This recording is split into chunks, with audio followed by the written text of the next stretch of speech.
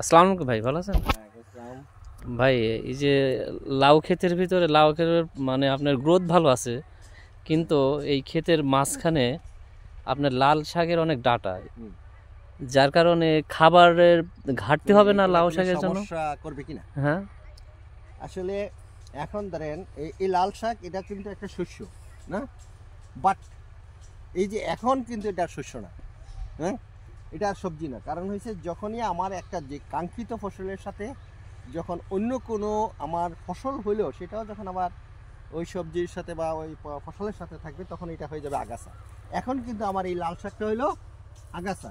যে আগাছা আমার যে লাউ শাক আছে, ঠিক আছে, হুম। এই লাউ শাকের খাবারগুলা সেই আগাছা খেয়ে ফেলতেছে।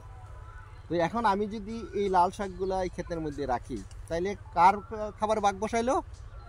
এই লাউয়ের খাবারের লাউয়ের ভাগ খাবার বসাইলো। ভাগ। মূল ফসলে আমার তো হুম। এখন কাঙ্ক্ষিত ফসল হইলো মূল ফসল লাউ। লাউ লাউ লাউ গাছ। হুম। তাহলে লাউ গাছে যাতে তার খাবারটা পুরাপুরি সে খাইতে পারে তার জন্য আমাদের কি করতে হবে যে এখানে লাউ ছাড়া অন্য যত ধরনের ফসলই থাকুক না কেন সবগুলোই পরিষ্কার করে দিতে হবে। তাহলে কি হবে, গাছ তার খাবারটা পর্যাপ্ত পরিমাণে পাবে।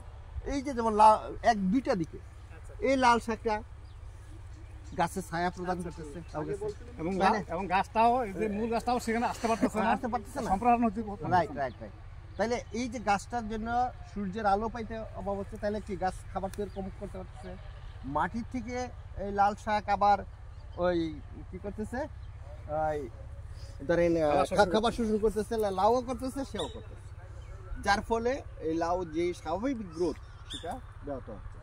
তা আমাদের উচিত যে সবসময় যখন আমাদের মূল ফসল থাকবে সেই ফসল থেকে কিভাবে অন্যান্য যদি কোনো আগাছা থাকে সেগুলোকে দূর করে দেওয়া। এখন আরেকটা জিনিস হলো, একটা জমিতে যত বেশি আগাছা থাকবে সেই জমিতে পোকামাকড় বলেন রোগ বলেন এটা বেশি হবে, হ্যাঁ। আর যত পরিষ্কার থাকবে তত আপনার রোগবালাই কম হবে, তারপরে পোকামাকড়ের আক্রমণ কম হবে। এটাকে এই জন্য বলা হয় ইন্টিগ্রেটেড ক্রপ ম্যানেজমেন্ট, অর্থাৎ সমন্বিত শস্য মানে ব্যবস্থাপনার মাধ্যমে রোগ পোকামাকড় দুইটাই দমন করা যায়। আর আরেকটা হলো যেটা আমরা জৈবিক ব্যবস্থাপনা বলি, দেখেন না, ওই যে পোকামাকড়ের হাতে মারতে পারে, তারপরে কি ওষুধ দিয়ে মারতে পারে, বিভিন্ন যান্ত্রিক হালফার, হ্যাঁ। তো কিন্তু এখন আধুনিক পদ্ধতি হলো যে না, তোমার ওইগুলো হচ্ছে ওইটা থাকবে একটু, ওইটাও ওই ইন্ডিকেট ক্রপ ম্যানেজমেন্টে আছে, আইপিএমটাও।